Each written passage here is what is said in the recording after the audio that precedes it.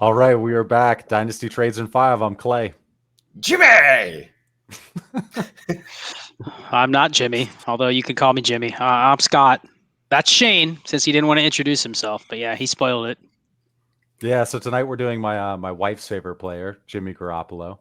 Yeah, I mean, what's our play here? He's a efficient guy. He's always struggled with injury, mediocrity, but yeah, 67% passer rating, or I'm sorry, completion percentage this year, which is exactly his career. So he's being himself.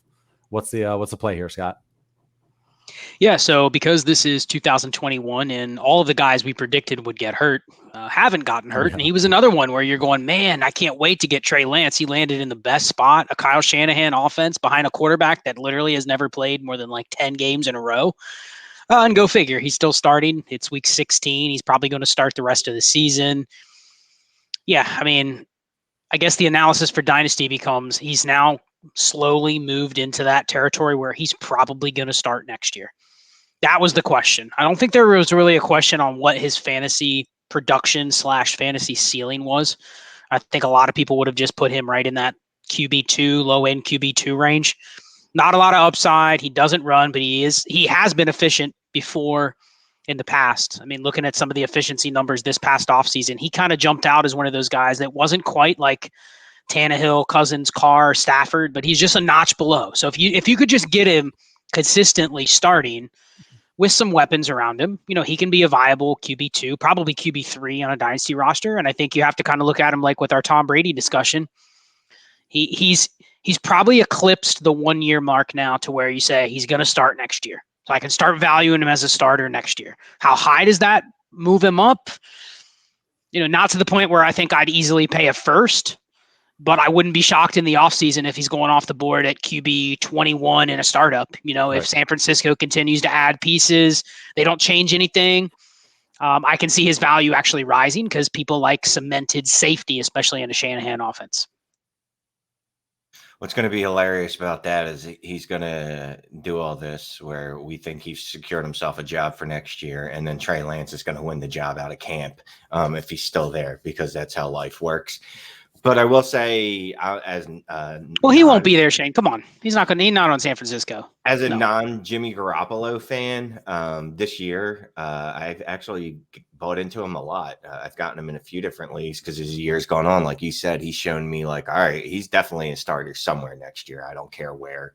And beyond that, he's going to have utility beyond even next year, because even if he flames out next year, he's going to be one of those guys that probably could get another shot somewhere else or be a super backup, which always has value in super flex. QB 21 sounds about right. I'm just thinking in startups that I won't be in because I'm not doing any startups.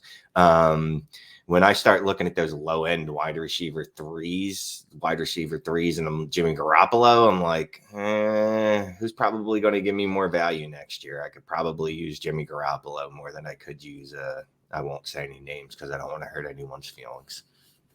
So QBs may in this upcoming draft maybe push down a little bit. They may not be taken as high traditionally in super flexes. So would you rather have the 201 or Jimmy Garoppolo? It's a good question.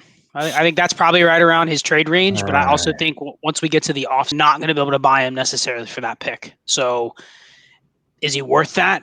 Probably. Like, I don't want to pay land, but I know people have talked about him going to Houston potentially as kind of like a pairing with Davis Mills if they don't draft a quarterback. That's just throwing out a spot. But I do think by the time we get to rookie draft season, if he is a locked-in starter, you won't be able to buy him for the 201. What do you think, Shane? 201 or Jimmy G?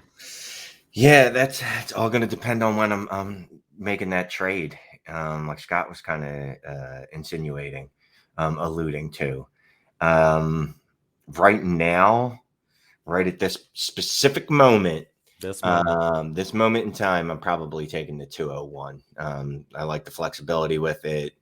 And I think I could get if not Jimmy G, a Jimmy G type ish quarterback if I really want to later in the offseason at 201. But right now we're moving into the offseason where dreams are made. So everyone's dreaming that 201 is really going to turn out to be, Jalen Waddle or couple years ago. Josh Allen.